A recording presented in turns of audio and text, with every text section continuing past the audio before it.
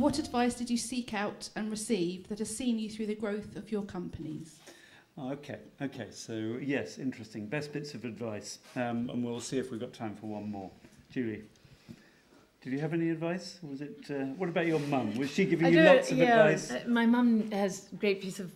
I don't know if it counts as advice, but I hear myself saying it a lot as well. Is just get on with it. And when I came to the Make It Sell It event here, when I was a mentor here before. Mm-hmm. The number of obstacles that people and excuses that they'll use before they actually start.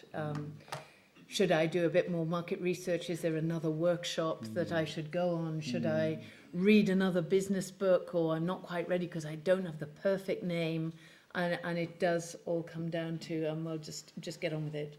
Because sometimes it is a bit scary to see if it's going to work, but you need to jump in. Yes. Paul?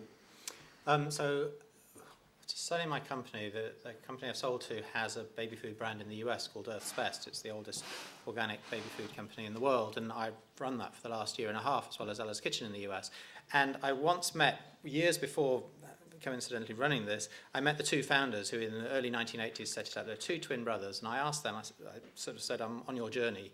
Have you got some advice for me? And they gave me two really pieces of interesting advice. One of them I thought was going completely wrong. He said, when you've got a hard decision to make and you don't know which way to go, your heart says one way, your head says the other, flip a coin. And I thought, no. And he says, as soon as it comes down and you look at the coin and you know it's one heart or a head, your heart will tell you whether that's the one you wanted or not, and you should go with what your heart then tells you. And I thought, okay, I understand that.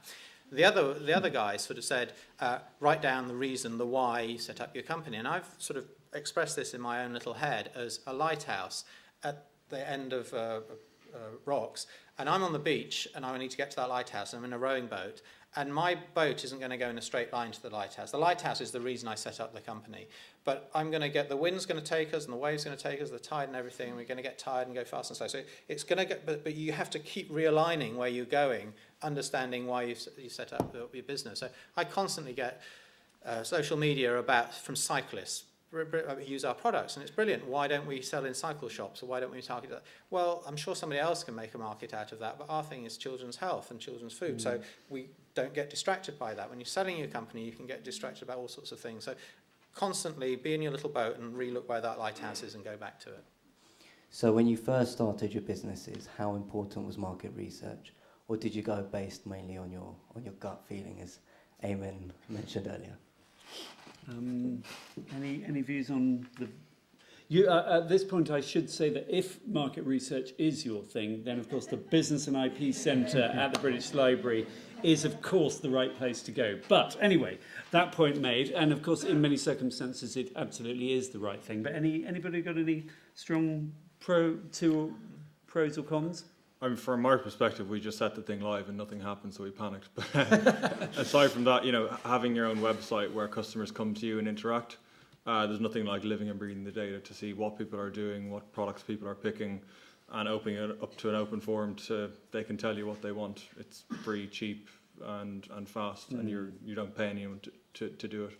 And if you unite that community behind a passion or a common interest like wine, and unite behind a cause where people kind of want you to do well, rather than you're just transacting with them, then it's in everyone's interest for your customers to help you along. So crazily, for example, if we release a product or there's a wine on our site that's £1 too cheap, there's a merchandising error, we'll have posts on our group saying, guys, you made a mistake here. So rather than everyone piling in trying to get a load of cheap wine, people, it's some perverse way that people want us to do well. So it's nice. You were speaking about being loyal to your customers, in particular ones that have got a lot of investment in it. I just really wanted to know, how do you incentivise those who are on the waiting list to still stay with you in this competitive market? So the time on the waiting list is like 40 days or so. So some customers will either have a case of wine or like an introductory case. So if you bought the one there tonight, you get that. And while you're sitting on the waiting list, we'll update you with A, your position on the queue, so how long you have to go until you can become an angel, and B, we'll tell you about the wines that are in your case. So there'll be videos from the winemakers telling you how the wines were made possible, tips on how to enjoy them with food and meals and stuff.